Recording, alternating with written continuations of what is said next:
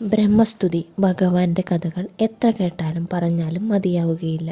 പങ്കജാക്ഷൻ്റെ മായാവിലാസങ്ങൾ കേൾക്കുന്നത് പാപനാശകവുമാണ്.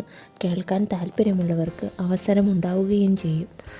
അസുരനിഗ്രഹം കഴിഞ്ഞ് എല്ലാവരും സമാധാനത്തോടെ ഇരിക്കുമ്പോൾ കണ്ണൻ കൂട്ടുകാരോട് പറഞ്ഞു, നിങ്ങൾ ഈ മനോഹര പ്രദേശം കണ്ടിട്ടുണ്ടോ?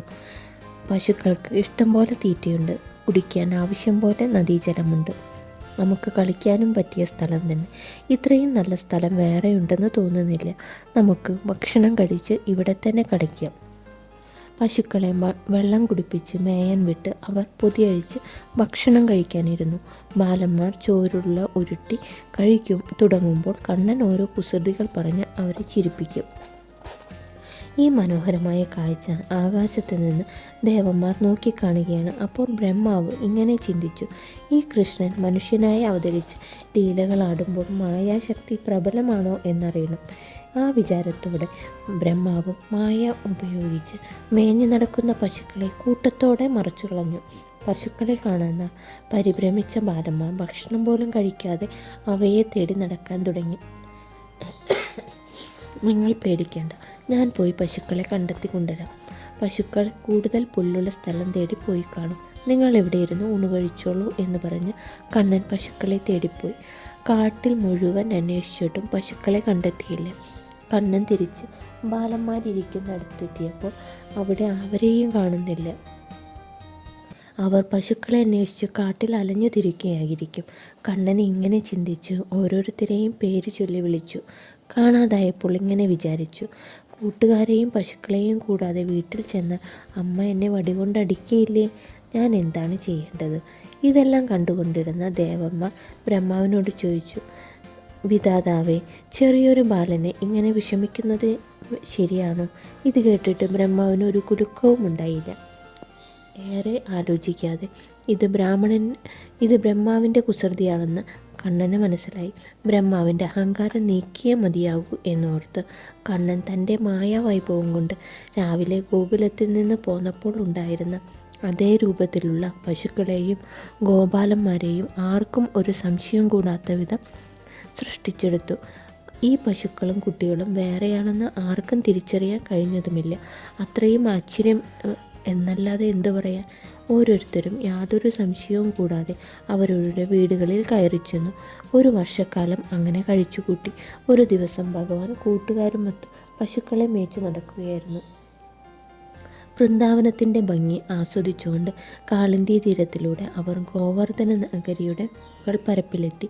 ആ സമയത്ത് ബ്രഹ്മാവ് മറച്ചു വച്ചിരുന്ന പശുക്കളെയും ബാലന്മാരെയും മേളത്തോടെ അമ്പാടിയിൽ കാണാനായി.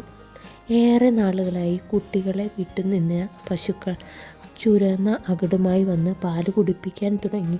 ഒരേ രൂപത്തിലുള്ള ഗോപബാലന്മാരെയും പശുക്കളും അമ്പാടിയിൽ എന്ന പോലെ ഗോവർദ്ധനഗിരിയിൽ നിൽക്കുന്നത് കണ്ട ബലരാമൻ ആശങ്കാകുലനായി. ജ്യേഷ്ഠൻ്റെ മനോഗതമറിഞ്ഞ കണ്ണൻ തൻ്റെ മായയെ നിയോഗിച്ചു. ഈ രംഗം നോക്കി നിന്ന ബ്രഹ്മാവിന് ബോധ്യമായി, വിഷ്ണുമായയെ ജനിക്കാൻ തൻ്റെ മായയ്ക്കാവില്ല എന്ന്. അങ്ങനെ നോക്കി നിൽക്കെ കൃഷ്ണനും ഗോപന്മാരും പശുക്കളുമെല്ലാം വിഷ്ണു രൂപങ്ങളായി. എല്ലാവരും ചതുർഭുജങ്ങൾ, ഉജ്ജ്വലമായ രത്നകിരീടം ധരിച്ചവർ, ശംഖുചക്ര ഗദാപത്മധാരിയോടെ മഞ്ഞപ്പട്ടണിഞ്ഞു നിൽക്കുന്നവർ. ഓരോ വിഷ്ണു രൂപത്തിൻ്റെ കയ്യിലും ഓരോ ബ്രഹ്മാവ്. ഇതെല്ലാം കണ്ട ബ്രഹ്മാവ് ആശ്ചര്യസ്തംഭനായി. പെട്ടെന്ന് മായാവിചിതനായ ഒരു ബ്രഹ്മാവ് മുന്നിൽ വന്നു. നീ ആര് എന്ന് ബ്രഹ്മാവിനോട് ചോദിച്ചു. ഞാൻ ബ്രഹ്മാവ് എന്ന് രണ്ടുപേരും പരസ്പരം പറഞ്ഞു. പെട്ടെന്ന് കൈബടൻ എന്ന അസുരൻ പ്രത്യക്ഷനായി. അസുരനെ കണ്ട് ഭീതനായ ബ്രഹ്മാവ് ഓട്ടം തുടങ്ങി.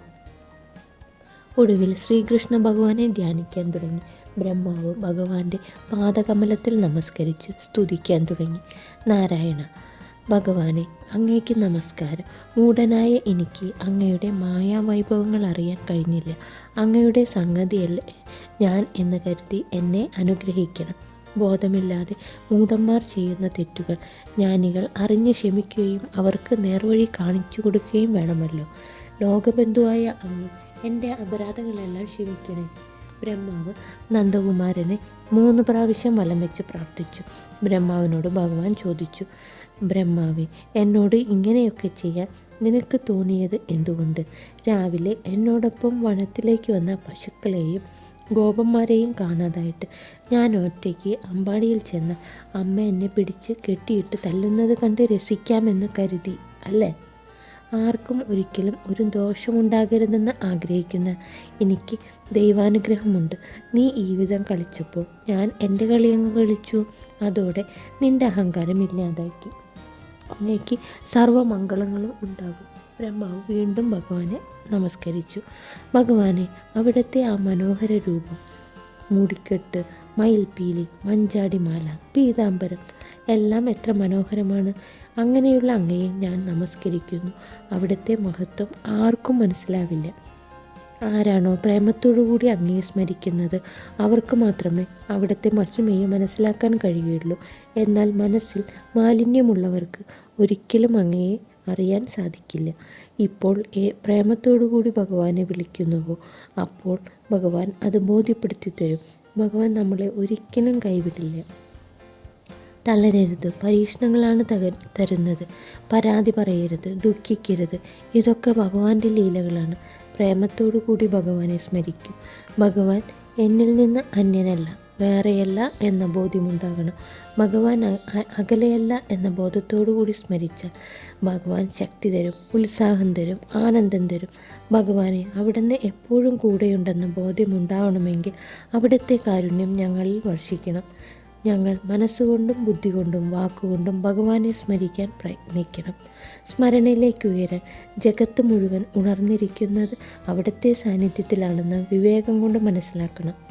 കാര്യകാരണമാണ് മനസ്സിൻ്റെ സ്വഭാവമെങ്കിൽ നമ്മൾ സ്വയം ഒരു ചോദ്യം ചോദിക്കണം. ഞാൻ രാവിലെ ഉണരുന്നു, പ്രവർത്തിക്കുന്നു, വർത്തമാനം പറയുന്നു. ഇതൊക്കെ എങ്ങനെ സാധിക്കുന്നു? ഇതൊക്കെ ശരീരം കൊണ്ടാണ് ചെയ്യുന്നത്, മനസ്സല്ല ഇതിൻ്റെ പിന്നിൽ. അപ്പോൾ നമുക്ക് മനസ്സിനെ കാണാം. ഈശ്വര ചൈതന്യമില്ലേ? അപ്പോൾ നമുക്ക് ഈശ്വര ചൈതന്യത്തെ കാണാം.